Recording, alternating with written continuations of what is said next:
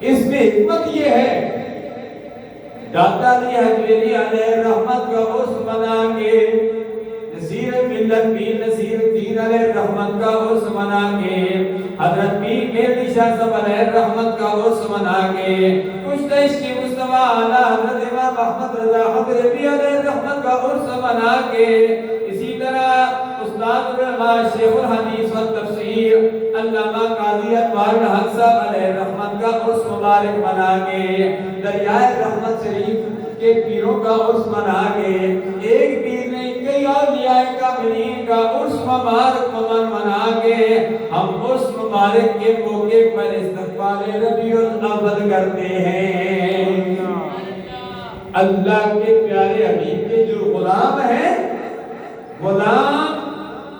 میلاد مصطفیٰ سے قبل ہی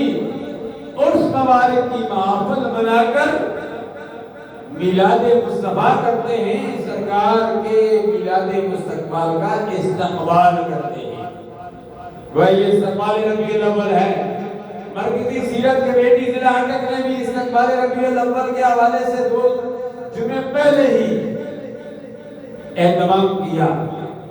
میلاد پارٹیاں بھی، بزم فیضیہ،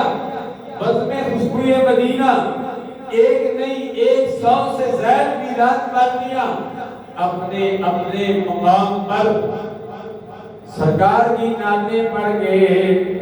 میلاد مصطفیٰ منا رہے ہیں، دنیا والوں کو بتا رہے ہیں کہ ہم سرکار کی آمد پر استقبال ربیع الاول کر رہے ہیں۔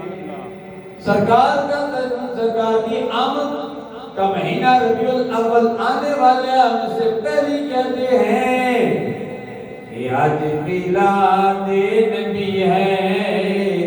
کیا سہانا نور ہے۔ ابھی اللہ کے پیارے حبیب صلی اللہ علیہ وسلم کی آمد کا مہینہ نہیں آیا، ہم استقبال ربیع الاول کے لیے سفر المظفر میں ہی یہ شعر پڑھتے ہیں کہ آج میلاد نبی ہے، کیا سہانا